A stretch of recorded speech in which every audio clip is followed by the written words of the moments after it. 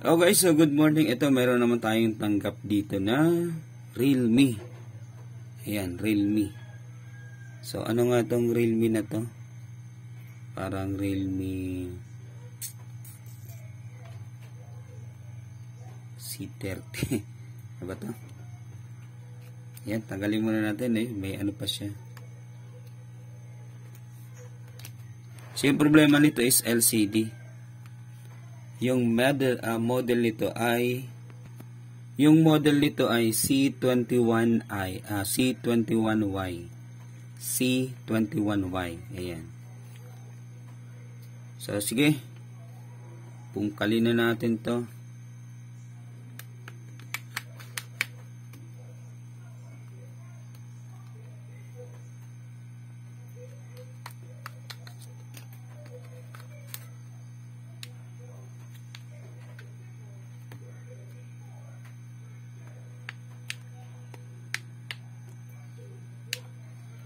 Hirap naman itong bungkalin.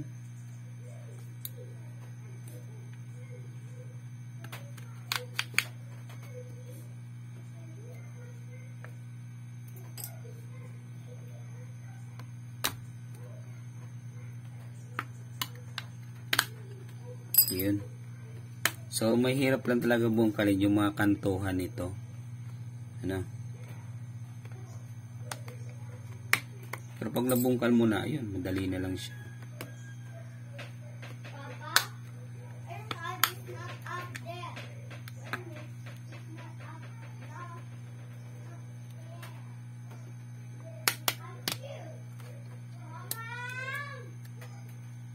Alright, ayan.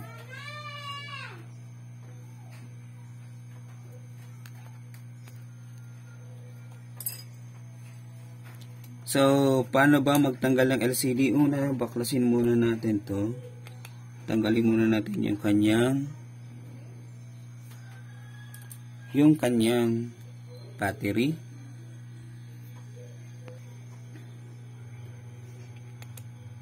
Siyempre, baklasin yung tornilyo. Tanggalin natin yung mga tornilyo.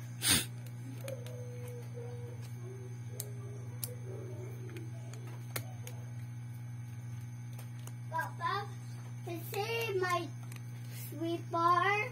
I don't know. Where'd she go? Your sleeper? Yes, my sweeper. Just look for it. Out there. Huh? Out there.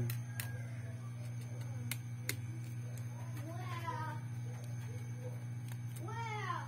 It's not here. Where go?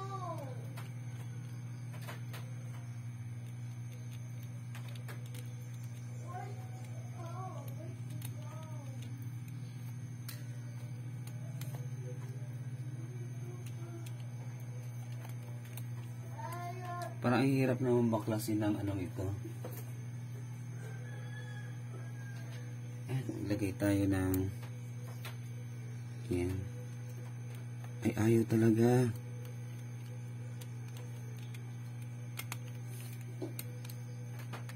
Hayaan nyo sila.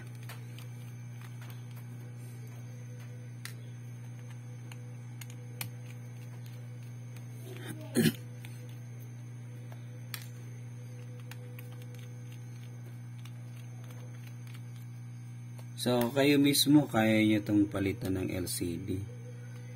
Basta mayroon kayong gamit. Or para-paraan na lang. Ano? Baklasin muna natin yung kanyang ito. Oh, Papa. Papa, go find Mama. Fingerprint. And my sweeper. Then, ayun yung battery niya. Papa. Yes. Where's my sweeper? Try to ask Kuya. Huh? Ask a help to Kuya. Kuya? Yes. Aha. Go to Kuya. Kuya, help me. Right. So, ito muna. Tanggalin muna natin yung battery niya. So, ingatan yung pagtanggal ng battery guys, kasi pag hindi mo yun iningatan, then nagalaw mo siya masyado, then yung pagkatigas niya, then medyo ano na, kumbaga yung madali na siyang ma-fold or maano, so delikado na yun, pwedeng masira yung battery. So dito, ito yung line ng LCD, ano. So, gagawin natin, ganyan muna.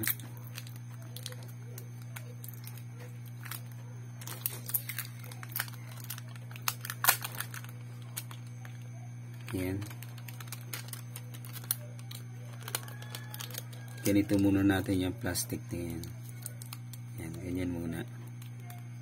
Diba?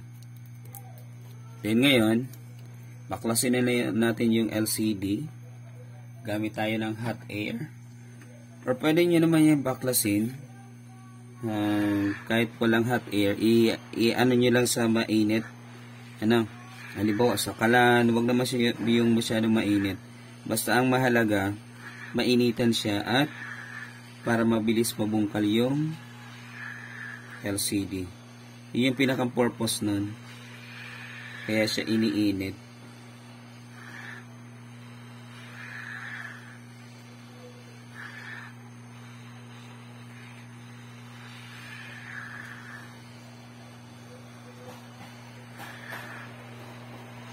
Right? Yan.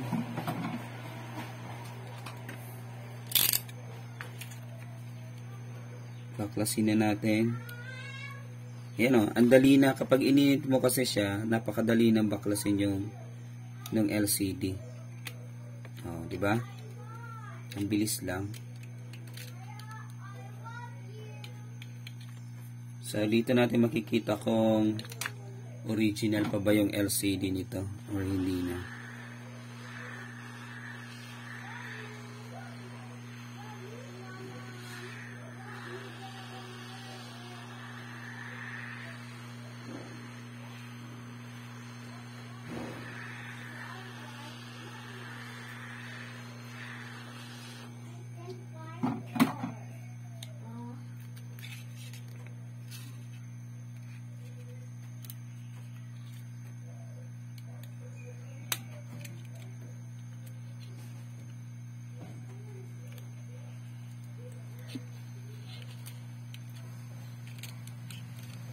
So ito, ingatan naman to guys, kasi kapag ibang unit yung binabaklas nyo, so yung flex cable nung para sa charging port, mga charging board, so kasama yun, especially Samsung, kailangan yung ingatan yan. Ito naman, so ganito lang siya kasimple, ano, so mas mabilis baklasin yung sa ganito mga unit na Realme.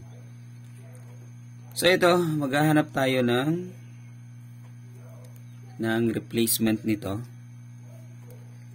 Yan, binaklas lang natin para at least mabilis na nating maano na mamaya pag bumili tayo ng replacement. Yan.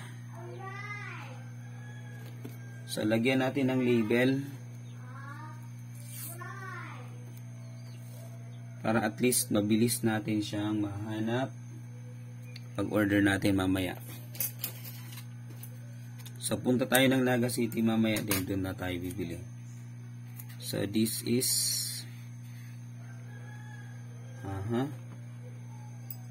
ano nga yan? So,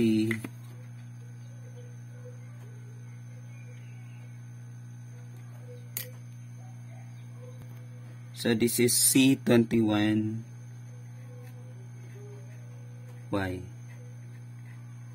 C21Y.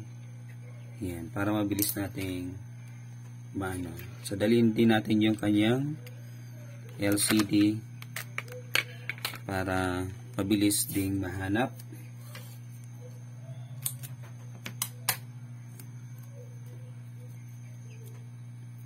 Ganito lang yung style niyan. Yan. Diba? Ang galing.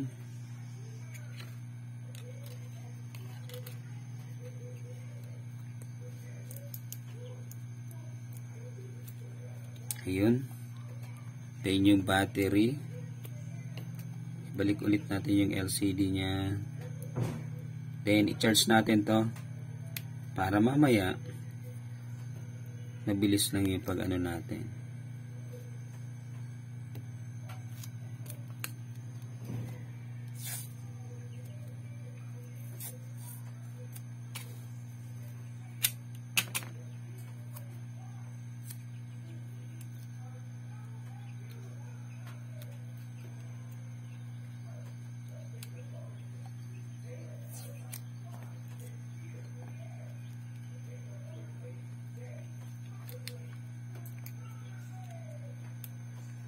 So maganda pagpunta natin doon sa ano, full charge siya para at least pag nag-test tayo mas mabilis nating ma-check.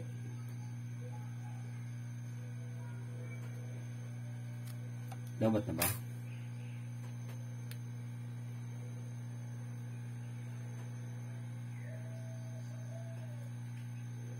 Yan. So, ganun pa din. Yan. Sige, charge muna natin to.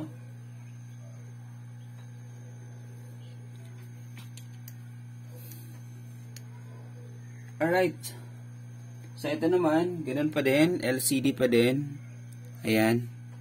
So, damage pa din. Papalitan din natin ng LCD. So, mamaya, ayan, crack na. Nilagyan na lang nila ng tape. Nabungkal ba to? Mukhang nabungkal to eh. Kapag may mga ganito ng tape, pwedeng nabungkal na yung LCD niyan.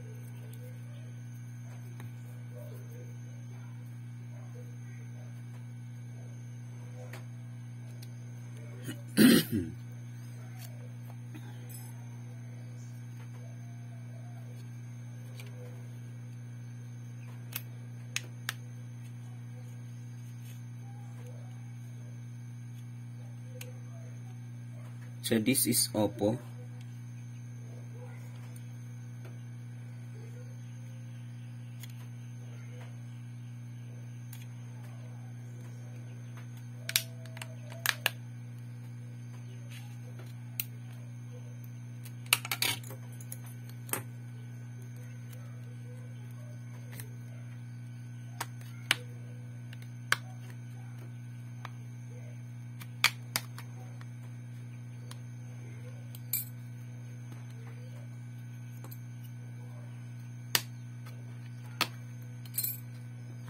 Yan.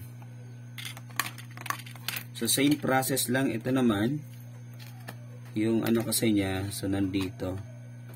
So, baklasin muna natin. Tanggalin muna natin yung kanya. Kasi, connected siya mismo sa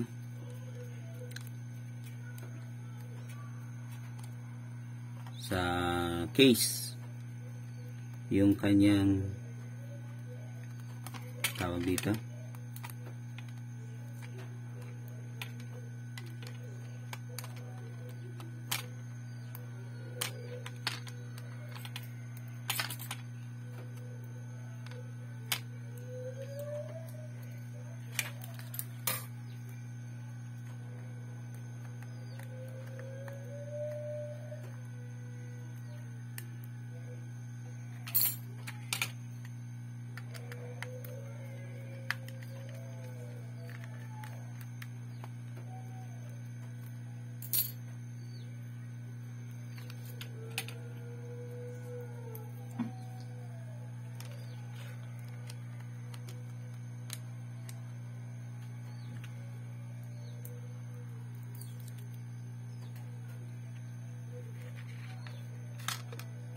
So, sa tingin ko, ni-repair na to ng iba.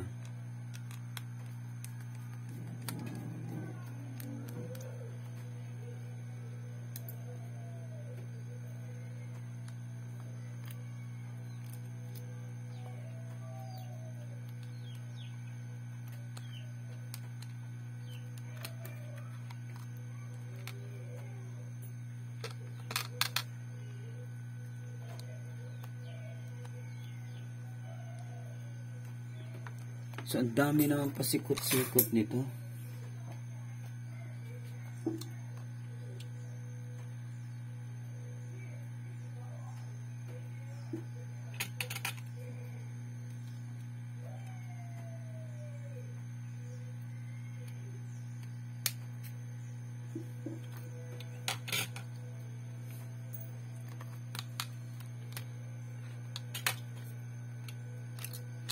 Ayan.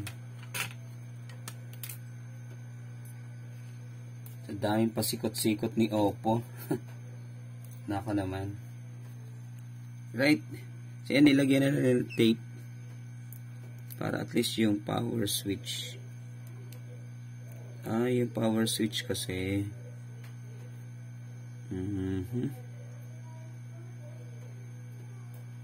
Nako naman. Nako naman guys. Kakaproblema pa ata tayo sa power switch nito.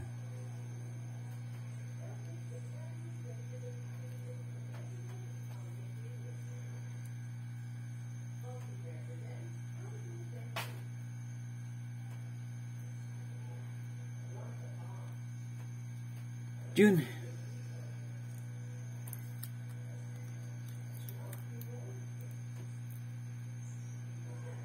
Yung ang kanyang power switch.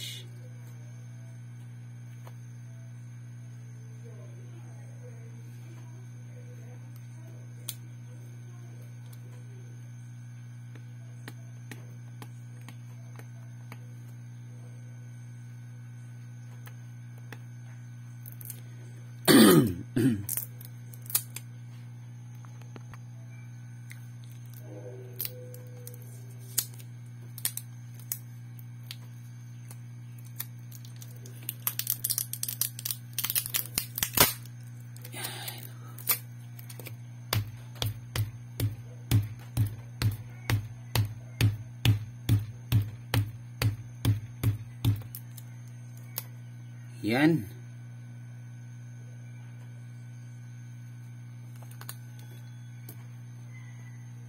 So, tingnan ko muna kung ano yung model ng kanyang Oppo o yung cellphone. Search ko muna tong model BLP631. Alright? Alright, so this is Oppo F5. Oppo F5 yung model na to. Napakanipis niya eh. Hindi naman yung F3. Yung F3 medyo makapal-kapal ng konti. Ito napakanipis niya. So this is Oppo F5. Ayan. So dito naman, ito naman yung kanyang para sa LCD. So yung babaklasin natin. Ayan. So para mamaya ready na siya. Dapat mabaklas na natin. Right. Then, so tingin ko kasi parang medyo angat na din yung LCD niya. Kaya tuluyan na nating angatin to. Ayan o, angat na siya. Ayan.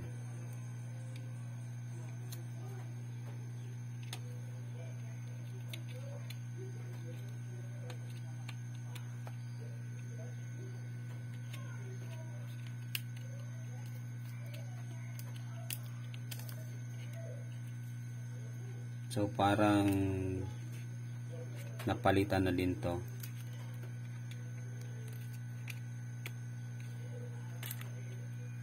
Ayun.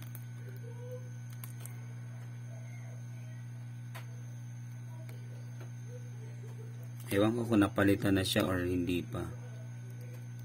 Oo na kasi dito kasi sa mga ano niya kasi parang pinalitan na talaga totally. Ayan, so damage na. Nabasa din to. Ayan may indicator siya na nabasa. So nagka-problema na to dati. Then yung problema din yung kanyang power switch. So aayusin din yung power switch. Right, so problema nito LCD at power switch aayusin. Ayan. So for the part 2, replacement of LCD, mamaya send ko ulit yung i-upload ko ulit. Thank you. Good morning.